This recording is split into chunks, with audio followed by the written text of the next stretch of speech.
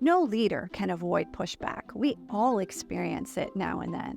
But it can feel uncomfortable when someone criticizes our ideas or an initiative that we're championing. But when a leader learns to thoughtfully handle pushback, it can actually help build team trust and lead toward progress.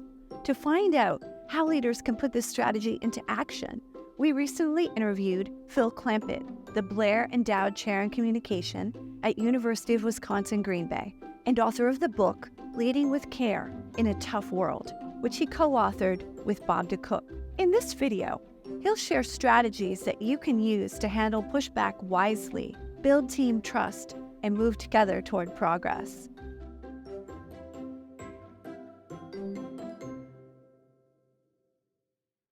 To start off, let's define pushback. Can you define pushback for us in a leadership context? I would describe pushback as any resistance to a policy, directive, initiative, but it can occur in many forms. That would include skeptical inquiry on one hand, voicing concerns perhaps on the middle, and then active opposition on the end.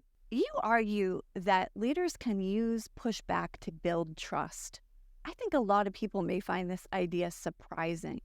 Can you explain what that looks like? Yes, because the objective of properly managing pushback is to temper an advocate's enthusiasm. So if I've got an initiative, I oftentimes get overly enthusiastic. And then you've got people on the other hand, the contrarians, and you want to temper the contrarians' pessimism.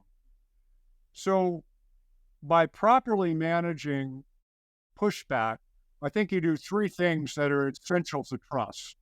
First of all, you are creating openness to different points of view. The second thing you're doing is you're showing respect for people who might either have doubts or they just have a different orientation that you want to bring into play as you advocate for a particular initiative. And third, I think it builds trust because it shows that you're honest. And you're not right 100% of the time. One of my favorite executives said to me one time, look, it's okay to be stupid. It's not okay to be stupid forever. And his basic idea was that we can make mistakes and we all admit them, but we're just not going to perpetuate them. And by properly managing pushback, we're not going to perpetuate them forever. That's a great saying to keep in mind. So I'm a leader. I'm dealing with this pushback. I'd like to have some strategies in my pocket for dealing with it. Can you share your 3 top tips for dealing with this pushback when it pops up? Yeah, I think the first step is where it oftentimes goes awry is at the end of rolling out an initiative, they'll just say, are there any questions or any comments or any concerns? And instead, what a leader probably should be doing is to set the conversational rules and say, these are the rules of this conversation. I want to open this up for feedback, but here are some rules that we want to use in having this discussion. First, I want to talk about how much flexibility there is in the position or initiative that we have. Secondly, I want to make sure that we can respectfully disagree. And just because we disagree, it doesn't mean that we have lost the faith. The third one, which is really hard for some people to do, is to say, hey, there's no stake in the ground assertions here. It's okay to shift your opinion. You can change your opinion. So that's tip number 1. Tip number 2 is depersonalize it. Instead of my idea versus your idea, it's here's an idea. Let's attack the idea to get the best idea in the room. And it's that kind of philosophy that I think is really at the core of being great with managing pushback. And the third one, tip that I would say is something that I see a lot of executives and people step into as a problem, is that they do not educate before they advocate. And so I would argue that you have to educate before you advocate. All educators know you have to talk about the upside, you have to talk about the downside, you have to talk about how you came to the decision, where there might be gaps, where there might be problems, where there might be challenges. These are really opening you up, saying, hey, there's some uncertainty here, and let's try to deal with this as a group or a team. I really like that phrase, educate before you advocate. That's one I'm going to put in my toolbox. That also relates to explaining the why before you advocate, right? And how you came to the decision is really important. So if you're going to launch a new initiative or a new decision, I think it's a huge opportunity to discuss how you came to the decision so you can educate people about the decision-making process so they can get into that process or in that pipeline of ideas of how to create the environment where we're all participating in the discussion. That's a good point because in many organizations, the how is as important as the why.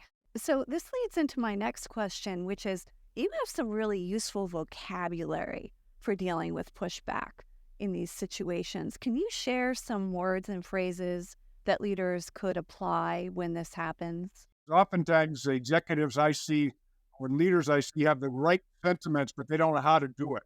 And so the specific types of things that I try to use in the vocabulary is percentages. So I'm X% certain that that this fact is correct, or I'm X% certain that this directive will go forward. That again brings in the uncertainty and allows people to participate and say, well, here's maybe something you didn't think about. The second word or phrase I would use is something like, how might this idea be mistaken? So you roll out an idea and say, where might we be going wrong? One of my basic rules is to depersonalize, but sometimes when the power dynamics are really high, an executive might say, well, how might I be wrong? And then I'll give you my third big tip that I've had to use on myself. I'm a former debater. Okay, so I debated in high school, I debated in college, and when somebody puts up some idea, I want to debate it. There's a time for that, but in general, we've got to resist that temptation during pushback, and particularly if it's something you disagree with. And so, one of the best phrases you can do is when somebody says something that you think is wrong or even stupid, maybe, tell me more. Simple words, simple words, but tell me more. And it's astonishing how sometimes what happens is that people will have maybe used the wrong words to express their concern. And when you open that up, you say, not only is the pushback correct, but now I can better understand the idea that somebody is having in terms of their concern. Yes, that's a trademark phrase of a good active listener as well. Right. Great one to put in your toolbox. Thanks for sharing it. To wrap up, I'd love it if you could share the biggest mistake that you see leaders make when they're working with pushback. The one that I've noticed the most is ignoring power dynamics. That people in the room who have higher leadership positions or higher amount of authority, they are inadvertently exerting power over the discussion. And what it leads to, if you ignore it too long, is meetings after the meeting, where the real discussion and the real pushback emerges. What you want to do is move that to the real discussion so you can debate it and discuss it, and you come to some consensus on it. Even if we end up disagreeing, at least you feel like you've been heard. And that's more productive for everyone. And it also helps build that psychological safety on your team, which of course is the hallmark Absolutely. of high-performing teams.